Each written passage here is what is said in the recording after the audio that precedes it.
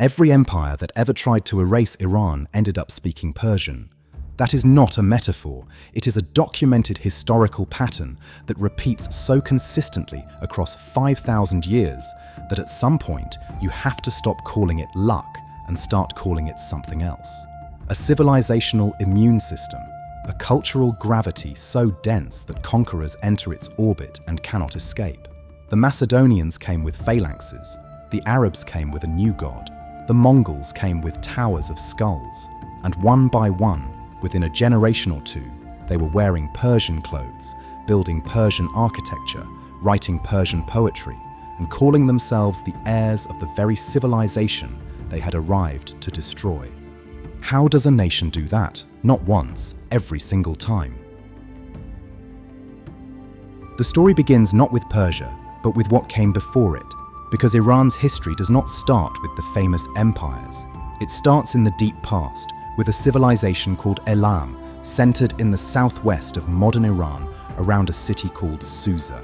The Elamites were powerful enough that by 2600 before Christ, they were dictating terms to the Sumerians, the people who had invented writing. In 2250 before Christ, when the Akkadian king Naram-Sin went to war with Elam, the conflict ended not in conquest, but in a written treaty guaranteeing Elamite independence. That document is the first international treaty in recorded human history. Before Persia existed, the Iranian Plateau was already inventing diplomacy. Then the people we now call Iranians arrived. Between 2000 and 1500 before Christ, Indo-European tribes descended from the Central Asian steppes onto the plateau. They called themselves Aryans, meaning noble, and named their new homeland the land of the Aryans. That word, passed through thousands of years of linguistic evolution, became Iran.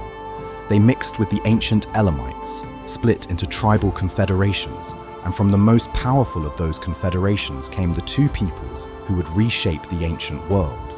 The Medes in the northwest, the Persians in the southwest. It was the Medes who rose first. In 612 before Christ, a Median army helped destroy Nineveh, the capital of the Assyrian Empire, the most feared military machine the ancient world had produced. The Medes inherited the northern half of what had been Assyrian territory and became, briefly, the dominant power in the Near East. Briefly, because their own relatives were watching. And in 550 before Christ, a man who was half Persian and half Mede changed everything. Cyrus the Great was not the kind of conqueror the ancient world was used to. When he took a city, he did not burn its temples. When he defeated a king, he did not parade him in chains. When he entered Babylon in 539 before Christ, welcomed by a population exhausted by their own ruler, he issued a declaration that stunned the ancient world. He would allow every people under his rule to keep their gods, their language, their customs.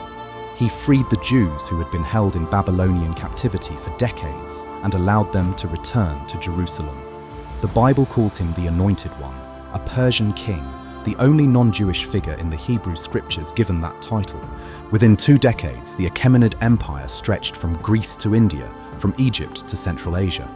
50 million people, roughly half the population of the entire Earth at that time, living under one administrative system. Darius I organized it into 20 provinces called satrapies, built the royal road connecting the empire from one coast to the other, introduced a unified gold currency, created a postal system that could carry a message from Sardis to Susa in a week. The Persian model of governance, tolerant, organized, administratively sophisticated, became the template that every great empire after it would attempt to replicate. Then came Greece, and here is where Western history has been quietly misleading for 2,000 years.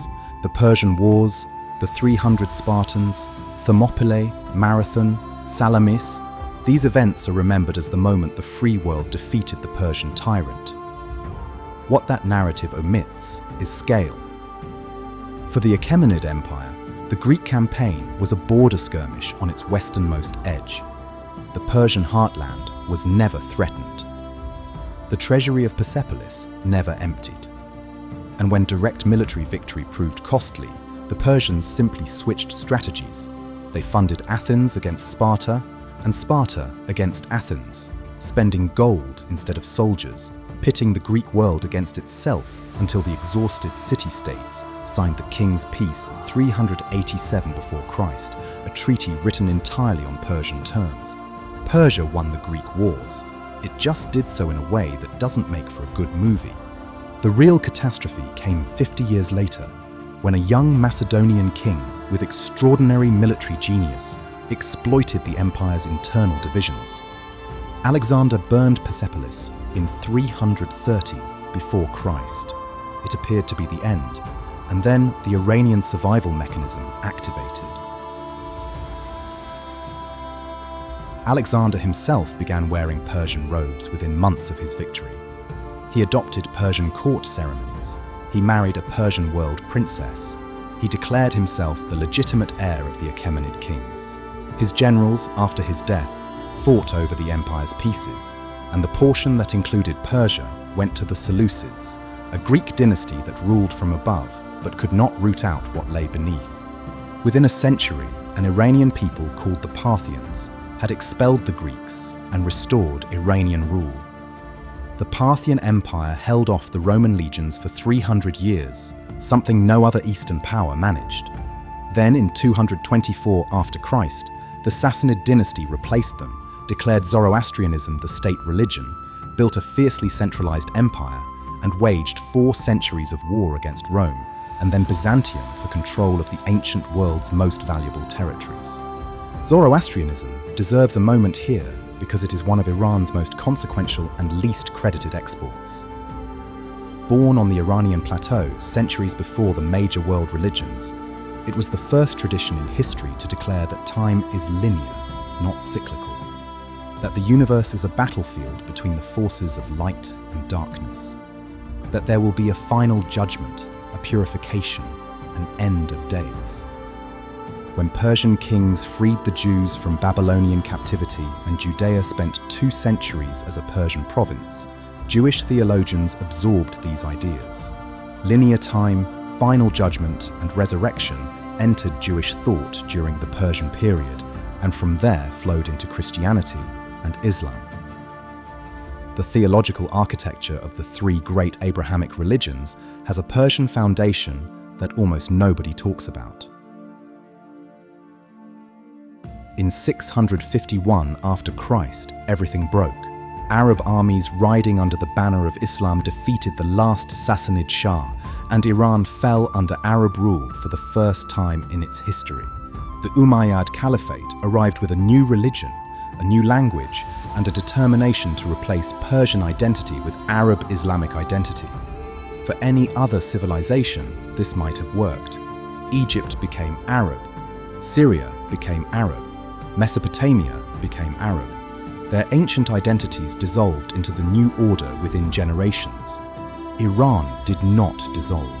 It converted to Islam genuinely and completely, and then it did what it always does. It began converting its conquerors to Iran. The Abbasid Caliphate, which replaced the Umayyads in 750 after Christ, relied so heavily on Persian administrators, Persian scholars, and Persian methods of governance that historians sometimes call it a Persian empire wearing Arab clothes. The Persian language not only survived under Arab rule, it flourished. The greatest scientific, philosophical, and literary works of the Islamic Golden Age were written in Persian or by people whose intellectual formation was Persian. Ibn Sina, whose medical encyclopedia was used in European universities for 5 centuries, wrote in Arabic but thought and lived as a Persian. Rumi, whose poetry is still among the most widely read in the world today, wrote in Persian. The Farsi language outlived the caliphate that tried to replace it. Then the Mongols came. In 1220 after Christ, Genghis Khan's forces tore through Iran with a violence that has few parallels in history. Ancient cities were annihilated. Irrigation systems built over thousands of years were destroyed in weeks. Populations were massacred. It seemed for a moment as though this time Iran would not come back from it. Hulagu Khan founded the Ilkhanate on Iranian territory. Within decades, the Mongol rulers had converted to Islam and were building Persian mosques with blue-tiled domes and funding Persian poets. Their descendants, the Timurids, presided over a Persian cultural renaissance of extraordinary refinement. The people who had arrived building towers of skulls left behind some of the most beautiful architecture in the world.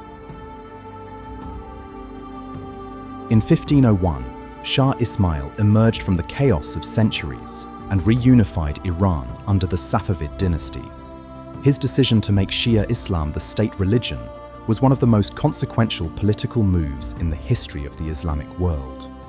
It permanently separated Iran from the predominantly Sunni Ottoman Empire and the broader Sunni world, giving Iran a distinct religious identity that reinforced and merged with its ancient cultural one. To be Iranian became inseparable from being Shia Muslim, a fusion that created the specific civilization that exists today. The 19th century brought a different kind of pressure.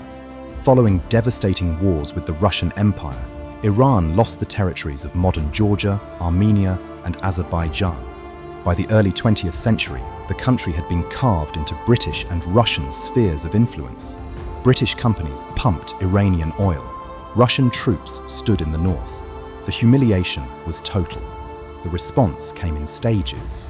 In 1906, a constitutional revolution forced the establishment of a parliament, one of the first in the Islamic world.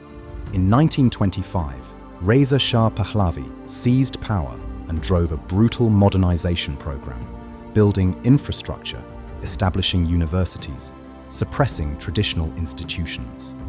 And in 1935, he did something that confused the Western press at the time, but made complete sense within the logic of 5,000 years of Iranian history. He sent a note to every embassy in the world. Stop calling us Persia. We are Iran, the land of the Aryans. That is our name. We chose it ourselves before your civilization existed. Use it. His son, Mohammad Reza Shah, continued modernization while growing increasingly autocratic and increasingly dependent on American support. The CIA-backed coup of 1953 that overthrew the democratically elected Prime Minister Mohammad Mossadegh, who had attempted to nationalize Iranian oil, created a wound in the Iranian national consciousness that has not healed in 70 years. The revolution that came in 1979 was not simply a religious uprising. It was a civilization asserting once again that it would not be defined or controlled by outside powers. The Islamic Republic that emerged has been in confrontation with the Western world ever since.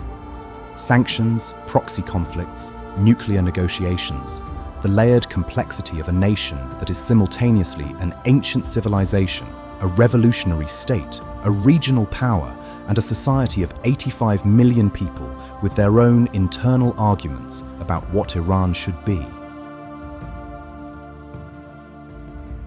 Two names exist for this country simultaneously in the modern imagination. Iran conjures geopolitical tension, hardline governance, sanctions, conflict. Persia conjures poetry, carpets, ancient grandeur, the romance of lost empire. They refer to the same place, the same people, the same river of civilization flowing from Elam through Cyrus, through the Sassanids, through the Safavids, to the present. The Macedonians called themselves heirs of the Achaemenids. The Arab caliphs governed through Persian bureaucracy. The Mongols built Persian mosques. Every single force that arrived to end Iran left with Iran living inside it. That pattern is still running. It has not stopped. The question the modern world keeps asking about Iran is what it will become. But that might be the wrong question. The more interesting one, given the evidence of 5,000 years, is what Iran will make of whatever comes at it next. It always makes something. That is the part that never changes. This video is brought to you by the Paladin Learn History app. Scan the QR code to learn more history.